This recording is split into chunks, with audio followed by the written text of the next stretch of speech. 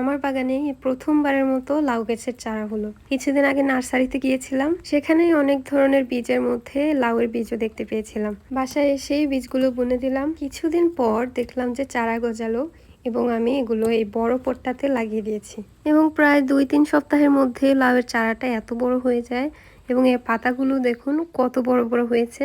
সব ধরনের শাকই আমার অনেক প্রিয়, কিন্তু এই লাউ শাকটা আমার পছন্দের মধ্যে শীর্ষে রয়েছে। তাই মূলত শাক খাওয়ার জন্যই আমি এই লাউয়ের চারাটা লাগানো, লাউয়ের জন্য নয়, কারণ লাউ আমার পছন্দ কিন্তু শাকটা আমার বেশি প্রিয় আর কি। তো শাক খাওয়ার জন্যই মূলত চারাগুলো লাগানো। তো গাছটা যখন এত বড় হয়ে গেছে তখন ভাবলাম যে কিছু শাক তুলে নেই, আজকে মাছ দিয়ে আলু দিয়ে ঝোল করে রান্না করব। তো যে কথা সেই কাজ, সকালবেলা নাস্তা করার পর তাড়াতাড়ি করে কয়েকটা পাতা ছিঁড়ে নিয়েছি।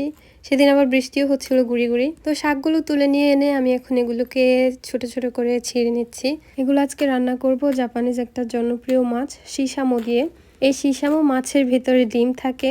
জাপানিজরা সাধারণত এই মাছটাকে গ্রিল করে খেয়ে থাকে, কিন্তু আমি যেহেতু বাঙালি আমি এটাকে ফ্রাই করেও খাই, আবার তরকারিতে ঝোল ঝোল করেও রান্না করে খাই। স্বাদের দিক থেকে মাছটা কিছুটা বাংলাদেশের পুঁটি মাছ আর মলা মাছের মতো। যাদের যাদের পুঁটি মাছ বা মলা মাছ পছন্দের তারা এই মাছটা ট্রাই করে দেখতে পারেন। অনেকেই হয়তো জানেন, কিন্তু আমার পছন্দ থেকে একটু শেয়ার করলাম আর কি। যারা ট্রাই করে দেখেননি তারা একটু ট্রাই করে দেখতে পারেন, ভালো লাগবে হয়তো। তো এখানে দেখতে পাচ্ছেন আমার তরকারি রান্না প্রায় শেষ, কিন্তু আমি খুব বেশি ঝোল দিয়ে ফেলেছিলাম।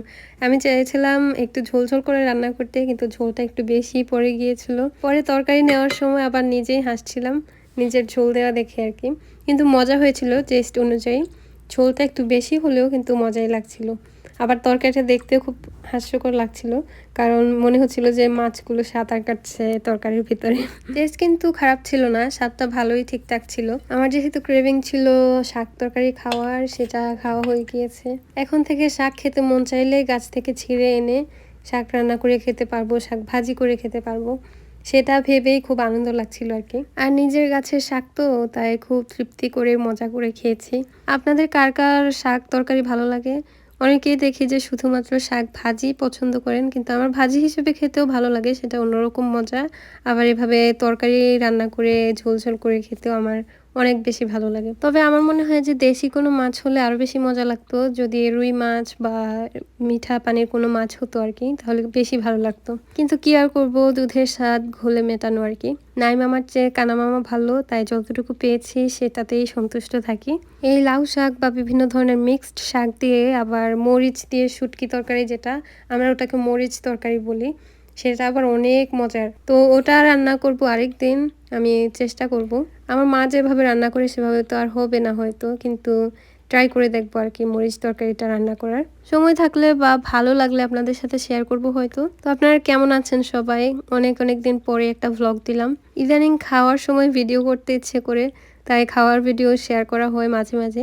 ভালো না লাগলে স্কিপ করতে পারেন, আর যদি আমার ব্লগ ভালো লাগে বা ভিডিও আরও দেখতে চান তাহলে ফলো দিতে পারেন।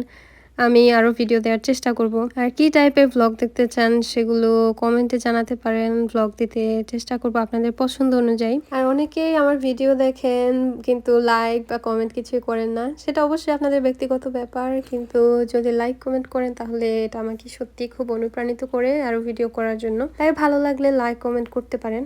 তো আমি আমার মাছের ঝোলে সাঁতার কাটা লাউ শাক দিয়ে ভাত খাচ্ছিলাম, খুব মজা করে খাচ্ছি। ঝোলটা একটু বেশি পড়ে গেলেও কিন্তু স্বাদে ঠিকঠাকই ছিল, আপনাদেরকে আগেও বলেছি। এর পরের বার রান্না করলে ঝোলটা আর একটু কমিয়ে রান্না করব।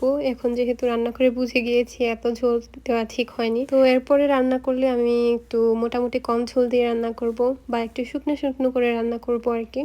আর দেশি কোনো মাছ দিয়ে রান্না করব। এই জাপানিজ মাছটাও খেতে মোটামুটি মজারই, যেহেতু আমি মাছের ডিম পছন্দ করি, কিন্তু দেশি মাছ হলে স্বাদটা আরও বেশি জমে যেত। আমাদের বাড়িতে লাউ শাকের বদলে মাছ দিয়ে কুমড়ো শাকের এভাবে ঝোল করে রান্না করা হতো আলু দিয়ে, সেটা আমার ভীষণ প্রিয় ছিল। তাই আজকে লাউ শাক ছিল, সেজন্য লাউ শাক দিয়ে রান্না করলাম আর কি।